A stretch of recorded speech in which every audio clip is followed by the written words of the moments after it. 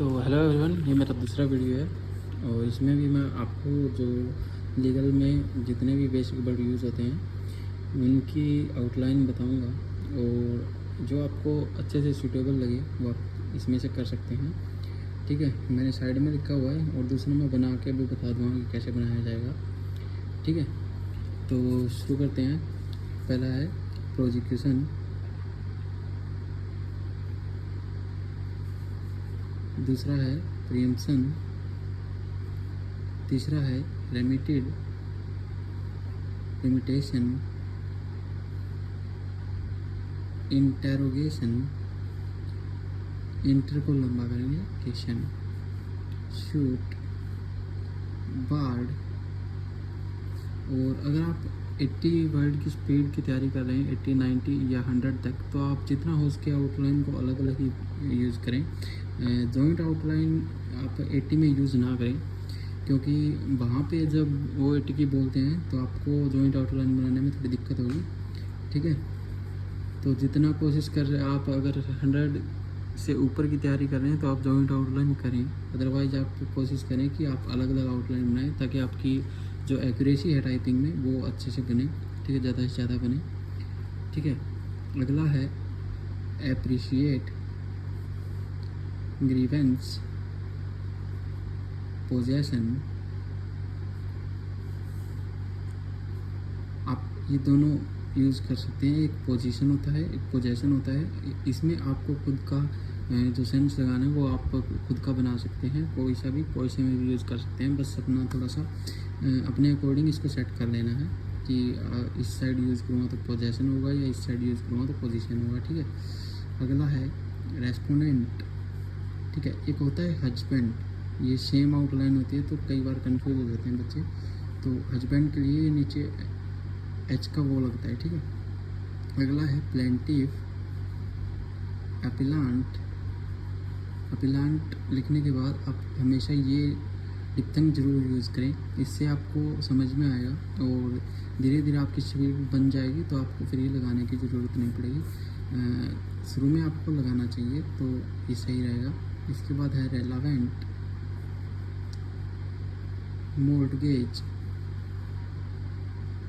एक एक्सपीडियसली ऐसे भी बना सकते हैं आप, और अगर पूरा बनाना चाहे तो आप ऐसे भी बना सकते हैं। अगला है जजमेंट, जज, learned council, Privi council, inter area. एक चीज़ ये याद रखें कि प्रीवी काउंसिल में जो आता है या मेडिकल काउंसिल जो भी आते हैं उनमें CIL होता है, और जो लीगल डिक्टेशन में ज़्यादातर यूज़ होता है वो SEL होता है, काउंसिल।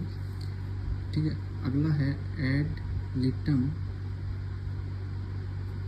इनका आप याद रखें, ये जो वर्ड होते हैं ये मतलब नॉर्मल इंग्लिश के नहीं होते, ये या तो मतलब इटैलिक उसमें यूज़ होते हैं।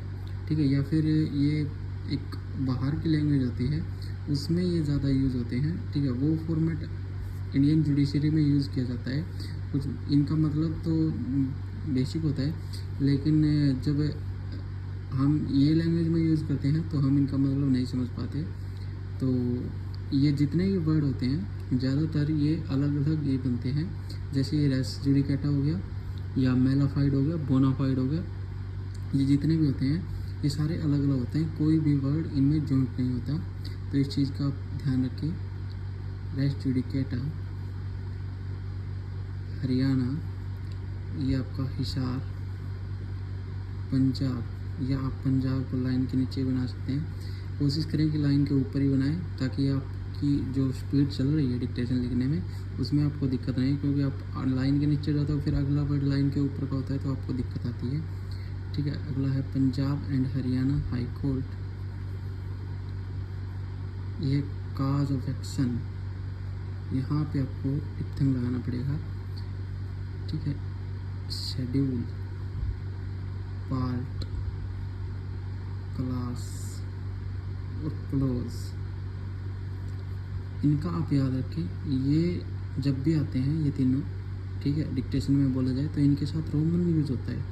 जैसे शेड्यूल 1, शेड्यूल 2 तो आपको रोमन में लिखना होता है। ठीक है, पार्ट 1 या पार्ट 2 ये सारे रोमन में चलते हैं। हम नंबर में लिखें लिखेंगे ऐसे लिखेंगे तो ये गलत हो जाएगा, ठीक है।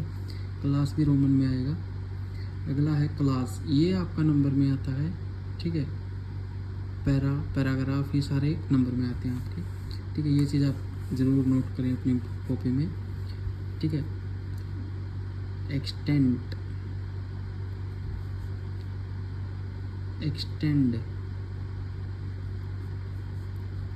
एग्जिस्टेंस, इन ये जो सेम वर्ड होते हैं इनमें अपनी खुद की एक सेंस यूज़ करें, ठीक है। अपना खुद का एक साइन डालें इसमें, ठीक है, ताकि आपको वो समझ आ जाए कि ये एक्सटेंट है या एक्सीडेंट है, जो भी है, ठीक है। आप इन चीज़ों को उस हिसाब से आप कवर कर सकते हैं, तो आपको दिक्कत नहीं आएगी। बाकी ज़्यादातर हो सके जितना आप इनमें डिप्थिंग का यूज़ करें, जितना हो सके ज़्यादा से ज़्यादा, ताकि आपकी जो स्पीड है वो बनती रहे, ठीक है। साथ में अब आप लेके चलोगे डिप्थिंग को, साथ में यूज़ करते रहोगे तो आपकी स्पीड में भी ये यूज़ होती रहेंगी, आपको दिक्कत नहीं आएगी। अगर आप आउट छोड़ दें तो स्पीड में कई बार होता है कि डिप्थिंग के बिना आप वर्ड समझ नहीं पाते, तो इसका आप स्क्रीनशॉट ले सकते हैं। और आने वाले और वीडियो में भी मैं आपको ये सारे जो है ये शेड्यूल वगैरह जो पार्ट वगैरह है, ये थोड़ी वो सेंस है वो चीज़ें आपको बताता रहूँगा। और एक चीज़ आप याद रखना, ये जो मैंने ये बताया है कि फ़ॉरेन लैंग्वेज में जो यूज़ होते हैं, ये जो भी वर्ड होते हैं, ठीक है, ये हमेशा ही स्मॉल आते हैं। मेलाफाइड, बोनाफाइड, ऐसे जो भी वर्ड आते हैं ये आपके हमेशा स्मॉल आते हैं। तो आप अगर डिक्टेशन में आए तो कभी भी कंफ्यूज ना हो कि ये स्मॉल आएंगे या कैपिटल आएंगे, तो ये हमेशा स्मॉल आते हैं और अलग अलग आते हैं मोस्टली, ठीक है। आने वाले और वीडियो में मैं आपके लिए लेके आता रहूँगा, ठीक है। तब तक के लिए थैंक यू, बने रहिए।